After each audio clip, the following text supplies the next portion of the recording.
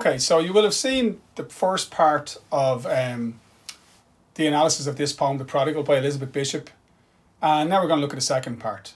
And I don't think the second part I don't think it quite stands up to the first part. The first part is a tour de force in imagery, in evocative writing, in the art and craft of writing poetry. It's very controlled, beautiful sonnets written in iambic pentameter. And of course, so is the second half of the poem. It's also a sonnet, and it is also written in iambic pentameter. It just doesn't have the raw immediacy, and the imagery is much more fluid and less obvious and direct. But it does contain one of the great lines in poetry, and that's this line here. Now, if I was studying this poem and I was looking at quotes to learn, there's no doubt whatsoever you're learning the brown enormous odour. You're learning the floor was rotten, the sty was plastered halfway up with glass smooth dung, the sow that always ate her young. They're very easy quotes to learn. They allow you to make that point about how, just as in Sestina with her grandmother's home, just as in filling station with the filling station, just as in the fish with that, on that boat, that this is a poet who is able to evoke a scene, bring a scene to life through her meticulous attention to detail and her use of imagery. You're learning the sunrise lays the barnyard wood with red, because that is an example of her, epiphanies, those moments of insight which are the fuel that keep her going, because her life is an endurance test. It's difficult for her.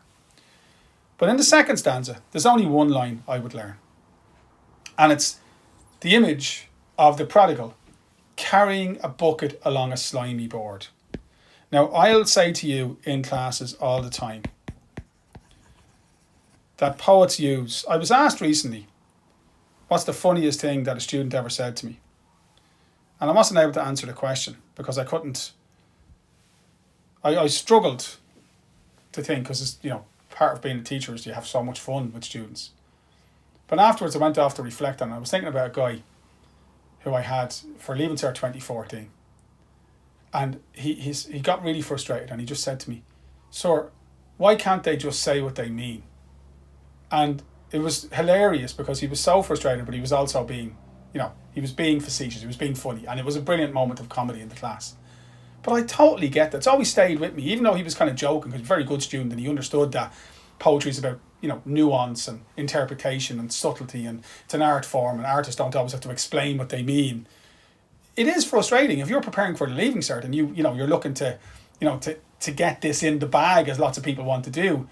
If it's open to interpretation, that can frustrate. This is a line which I think means something quite obvious and easy. Look at the image. You have a person walking along a board. Now, by its very nature, a board is narrow. So walking along a board is a balancing act. Okay? Now, if you're walking along a board and you're carrying a bucket, not two buckets, a bucket, then walking along that board becomes even harder, exponentially harder, because the bucket unbalances you. There's weight on one side, there's not on the other side. Now, if the board is also slimy, well then, the likelihood is you're going to fall. Because you have the balance along the board, then you got the imbalance of the weight, and then you got the underfoot. The underfoot, the board is slippy and you're going to fall. Now, to me, that represents, when Bishop imagines the prodigal in the barn at night time, walking along, carrying a bucket along a slimy board, to me that represents her understanding of her life, what her life has been like. Her life has been, all of our lives are balancing acts, and she has fallen a lot because she has disadvantages. We know what happened when her dad died and her mum was overcome by grief. We know that as a child she never felt that she belonged anywhere, that she was moved from one set of grandparents to another, to an aunt and uncle, to a boarding school. She had this really powerful sense of dislocation, not feeling at home anywhere. We know that she struggled with alcoholism as a reaction to this trauma. We know that she was a gay woman in a very hostile world to any idea of homosexuality. She didn't fit in. And that's why she failed so often. That's why life was so hard for her. And that's the image I want you to take away from the second stanza. The second stanza is another simple enough piece of, when I say simple, it's vivid. It's easy enough to understand what's been described. It's the barn the farmyard barn at night time. And the imagery and the tone contrasts starkly with the previous stanza, which is full of horror and the mother always eating her young, and the smell, which is brown and enormous. Here, the imagery is warm, it's homely, it's comfortable. Let me read it. But evenings, the first star came to warn.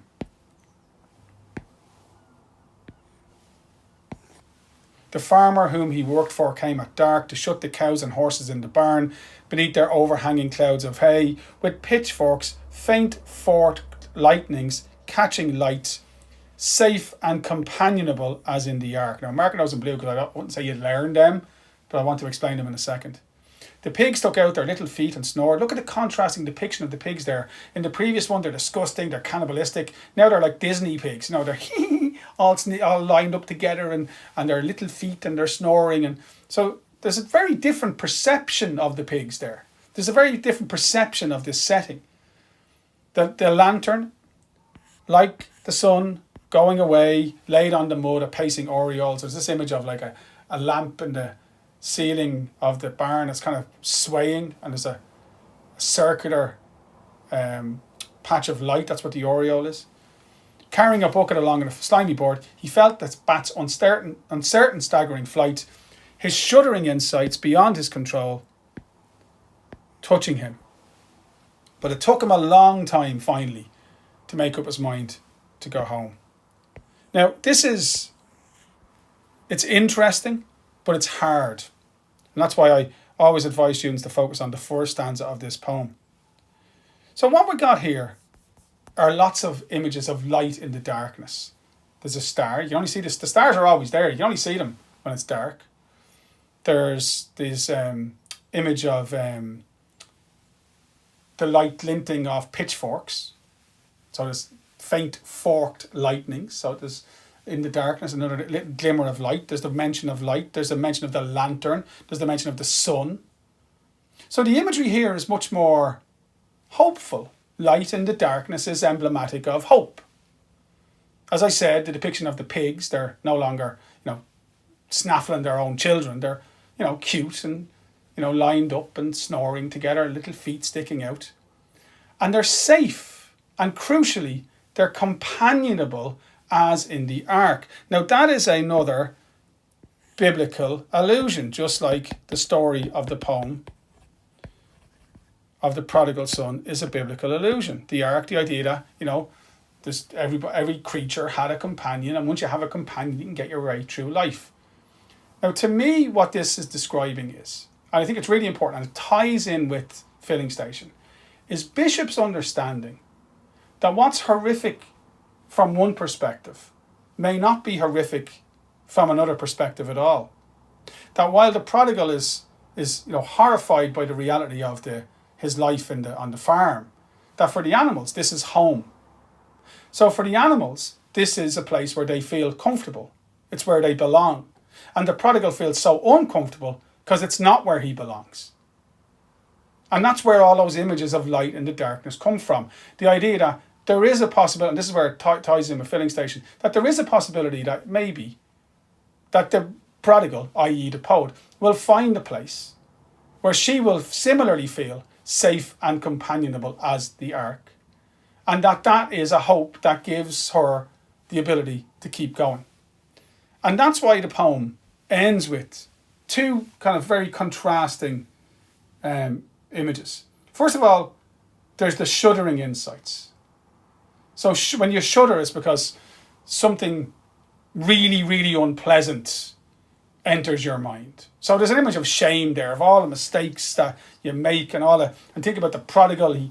He abandoned his father, he took the money, he didn't listen to the advice, and he's going to have to go back and face all that shame if he's going to have to find a home. So the shuddering insight is something, again, it's Bishop talking about her own life experiences, and it makes it kind of relatable because we all have things that we go, people say I have no regrets. I don't believe them. We all have things that we kind of go, oh, I wish I didn't do that. But it's that last line then, when the prodigal makes up his mind to finally go home, that really is really powerful and meaningful. But it's hard, as I said, and If you're writing an essay, you could go down a rabbit hole here and get stuck. And for me, here's what it means. Here's where Bishop is seeing how the parallels between her life and the prodigal's life. So alcoholism, failure, exile, the sense of being disgusted with the circumstances that you find yourself in. That the parallels, that the idea of life as a balancing act where the deck is stacked against you and you're going to fall. The sense of shame. There's loads of things that she has, why the prodigal works for her as a parallel. But there is one place where their stories diverge. And that's that at the end of his story, there's a happy ending. He goes home and he's forgiven by his father and he's taken back into his family and there's a happy ending. There's a sense at the end that she doesn't have a home to go to. Bishop doesn't have a home to go to. Or maybe the ending is a sense of hope that if he could go back and find somewhere where he could belong and be accepted and escape, the hell that he created for himself, well, maybe the same could be true for her. It's open to interpretation. I think it's really interesting. That's The Prodigal, one of Elizabeth Bishop's great poems.